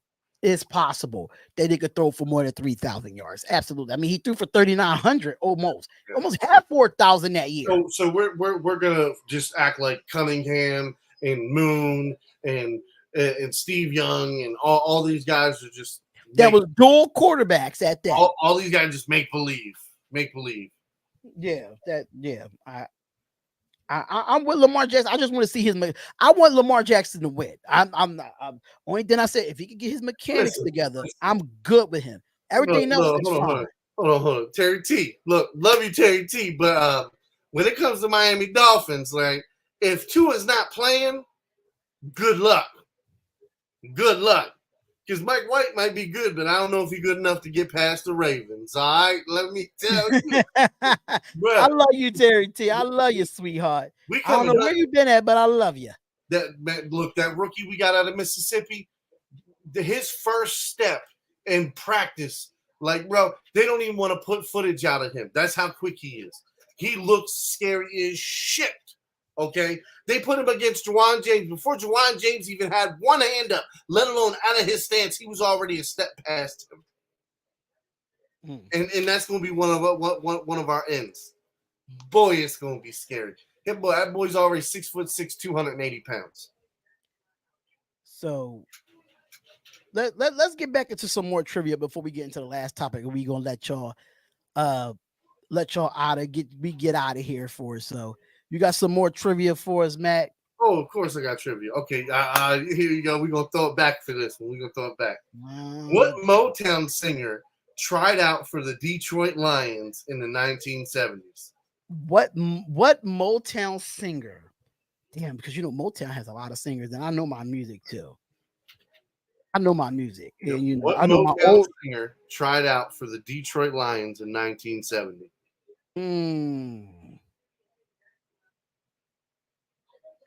Motown singer. tried out for the Detroit Lions. They gotta be from Detroit if that's the case. Was this singer in a group? No. I don't know. Like let me just think because I'm thinking of Temptations, thinking of Smokey Robinson. It's a lot of people that came through Detroit. That came through Motown. Mm-hmm.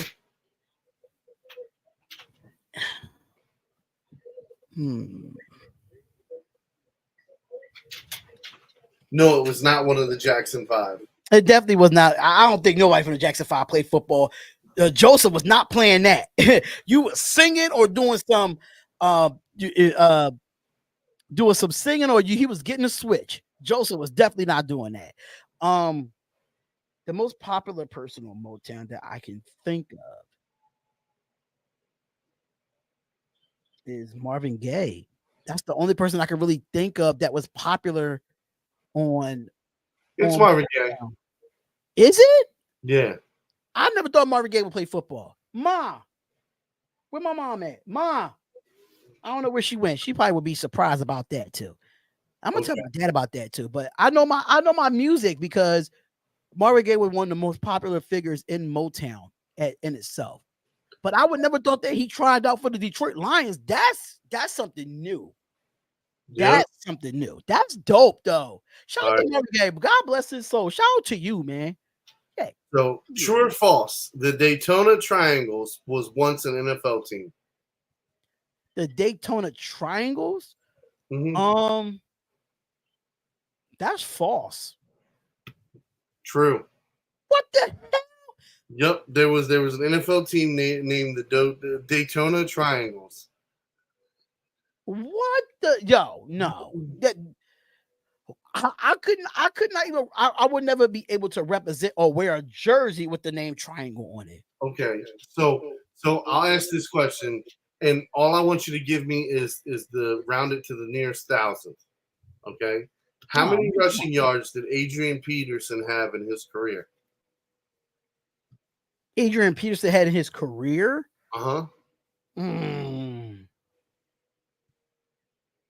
That's a tough one.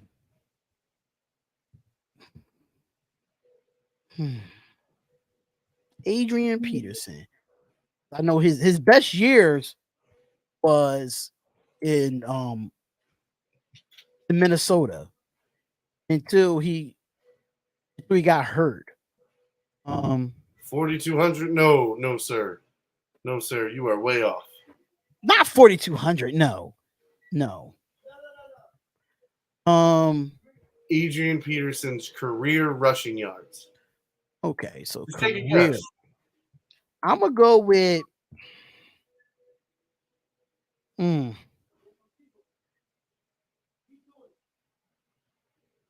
gonna go like 15, like between like over 14 going into 15,000.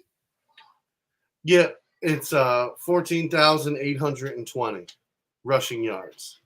I thought for me, I was going to say about 20 something, like 22,000. Okay. But I had to think because injuries that he had, I had to okay, I gotta back him out. Let me go 5 down or 4 down and see. Okay. Who is the heaviest player to play in the NFL in 2021? The heaviest player? The heaviest player, weight wise.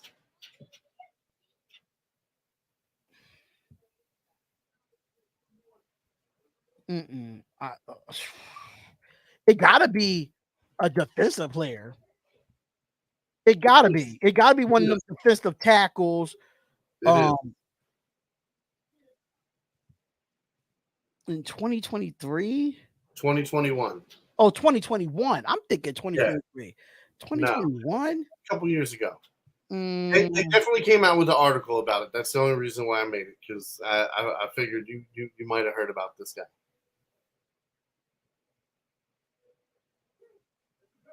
No guess? Okay, so what about the heaviest guy? I'm gonna go with the guy that people think I look like, and that's Trent Brown. No, but close. So the answer is Aaron Gibson at 410 pounds. They talked about him coming to camp weighing that, but him passing the physical. 410 pounds. 410 pounds in 2021. Is he still in the league? I don't know. He might be. I'm sure he probably is. Yo, Trent Brown was heavy when he was with the Raiders, man. He was so out of shape. And everybody say I look like him. I don't look like Trent Brown. I do not.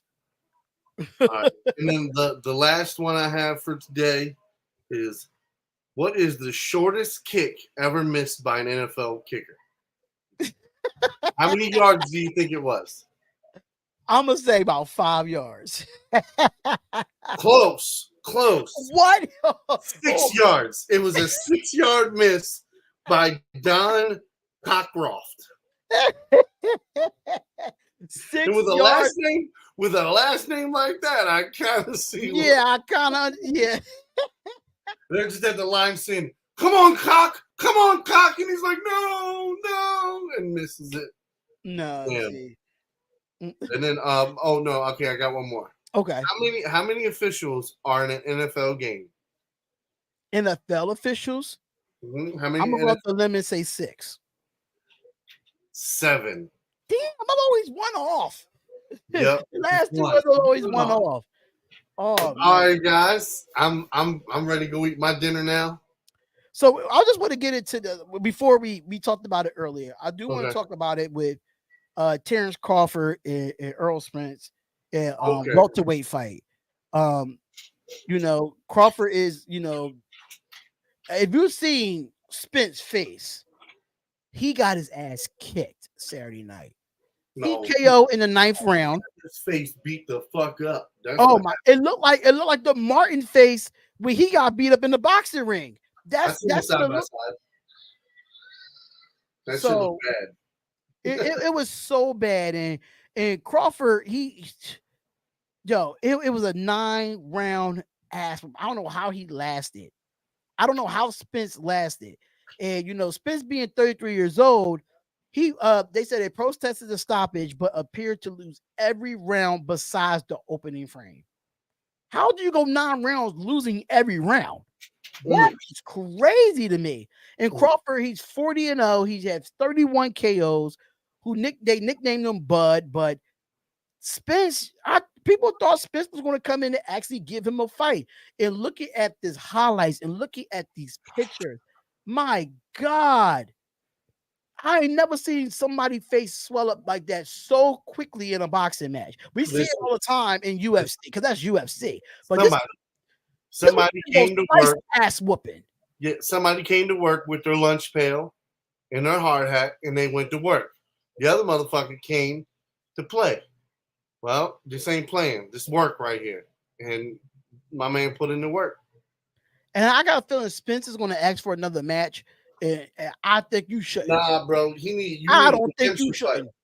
Yeah, you need a redemption fight, bro. You need to go build your confidence back up. Go whip somebody else's ass before you try to crawl up the same tree and catch that ass whipping again. Oh, you talk about Jeffrey Simmons, Anthony Price. You talking about Jeffrey Simmons. I know who you talk about. He was pretty big too. But yeah, like Earl Spence, like, bro, and the way they was talking about this fight, and like you said earlier, you felt like it was the most overhyped fight in this match. But if you're looking at the punch stats, Crawford landed 185 total landed punches to Spence 96. Crawford threw 169 punches. No, total thrown was 369. And Spence threw 480. It only landed 96. That is domination in itself. And then you had Crawford with 369 throw with 185 punches landed. That's 20% for Spence, 50% for Crawford. Jabs landed 87-33. Crawford wins that. Jabs thrown 206 for Crawford, 296 for Spence. 42% for Crawford, 11% for Spence. Power shots landed 98 for Crawford, 63 for Spence. 184 power thrown by Spence and 163 thrown by Crawford. 60% for Crawford, 34% for Spence. Pure domination across the board. Yeah, I mean, this was an easy fight. And a lot of people was highly anticipating this fight too. And not you, but yeah. People don't understand, right? When you're, especially when you're talking boxing, okay? It's not wins and losses like it is in MMA. Wins and losses in MMA, if you're undefeated in MMA, that 90% of the time means that you're a legitimate badass motherfucker. Right. In boxing, you can pick and choose boxing fights. Yeah. You can pick and choose to pick opponents that aren't good enough or opponents that you can do well to exploit. Eventually, when you get to the top of the boxing mountain, that is when you're actually tested, because you have to go against somebody who's actually dominant. Right. And I don't think the boy, it didn't look like he was ready. It just didn't look like he was ready. He didn't come with his best shit. He just didn't. And at least you could have gave it. At least you could have gave us a fight. But the fact that you got your ass whipped for 9 rounds. I mean, hold on. So watching the replay, like, he tried. My man was swinging. All right, he did swing. I mean, he threw 480 something. He tried. He tried like a motherfucker. But that was I'm saying, like, the skill level above that is that's what I'm saying. Is huge disparity in skill. And that's why I said boxing is kind of rigged in certain ways. When you get fighters like that, where you cherry pick your fights and you get 20, once you get past 20 plus wins, then it's all this rah, rah, rah shit. And then you get into a ring with somebody like a Tank or somebody like a Crawford. And you know what I mean? Your mettle is truly tested. And it was tested Saturday night. now the only thing I wish would have happened is, like, 4 years ago, I wish Floyd and Tank would have fought. Even in Expedition, I would want to see, because now Floyd's just a little too old. He's just too old. You're not going to get. And now he's doing exhibition fights on Zeus Network now. That was just a ridiculous fight in itself. I don't know why. Let's be honest here, bro. If I say, hey man, I'm gonna give you $250,000 to come on my show and do this stupid shit, you gonna tell me no? You gonna tell me no? I'm not gonna tell me no. But if I'm Floyd Mayweather, I'm knocking him the fuck out for entertainment. I mean, I'm knocking him out for entertainment. But it ain't like that no more. It ain't like, that's what I'm saying. Like, this ain't a young, hungry Floyd Mayweather that's got something to prove. This motherfucker is a billionaire. You know what I'm saying? Like, this man ain't got to want for a motherfucking thing. He's going to do this shit because he likes doing it. He's having fun, and he's still making money. Absolutely. So I mean, that's my whole wherewithal on that shit. But I can't wait to see Tank fight again, bro. I want to see Tank line him up. Who's the next best motherfucker headed up? Shit, even Crawford. I'd like to see Tank and Crawford go at it. Yeah, absolutely. I mean, at this stage in the game, I haven't seen anybody anywhere where Tank can fight that could truly, like, I think he could fuck Tank up. I haven't seen anybody yet. So that's what I'm excited for. Like, I want to see somebody come and at least put up a nice rivalry. Even if, you know what I mean, you don't beat him and take the belts the first time. Make him fight to the 10th round. Don't give up. And I think that's where Spence fucked up at. Spence, like, by that 7th round or 6th round, like, bro, he either should have went 100% in that last round or he should have threw the fucking towel in. Absolutely. Yeah. I think it is like some of these fighters, they want to try to keep a reserve. When sometimes it's like, man, fuck that reserve. You're going to lose anyway. Might as well go out on your shield. I know that's what the fuck I'll be doing. My trainer's telling me we're past my fucking 6th, 7th round and I ain't won a goddamn round. Oh, fuck that. I'm coming for everything. I'm swinging with all my might. I don't give a fuck. You are Rocky Balboa on them, basically. Yeah, well, no, I'm going Clubber Lang, motherfucker. I'm going Clubber Lang. Clubber Lang. Ain't no Rocky. We ain't weathering the storm. We are the storm, baby. Facts. But there you have it, guys. Mac going to go eat. I am going to go eat as well. Peace. Starving. But Mac is going to head out of here. And we definitely will talk, bro. We definitely will talk. See, Mo, you came all late, bro. Spence messed up by promoting Mike Tyson THC gummies before the fight. He lost as soon as he ate the first one. You absolutely right, Mo Green. You're absolutely right. But there you have it, ladies and gentlemen. There you have it. That is your episode 61 of the Darion Hopkins Sports Show. We have a lot of live streams we have to do this week, from the NFL Hall of Fame game to the WNBA, a little bit of baseball on the weekend. We have a lot, but we will be back Wednesday for another episode, the 62nd episode of the Darion Hopkins Sports Show. Make sure you hit the like button and subscribe to the channel. This is your first time ever being at the YouTube page. We do suggest that you subscribe and hit the bell button for all latest news in sports news. Make sure you go to SeatGeek.com and get your tickets for live sporting events, live concerts, live events, comedy shows, anything of that nature, to have a great experience while you're out at those concerts, and using the promo code DHopkins and get $20 off your first purchase. Shout out to Bet Us for another sponsorship. Get 125% of your sports book upon your initial deposit. The link is in the description. D-Hop Nation t-shirts are available. And if you want to become a member of the Darion Hopkins Sports Show, make sure you hit the links. All the links are in the description, y'all.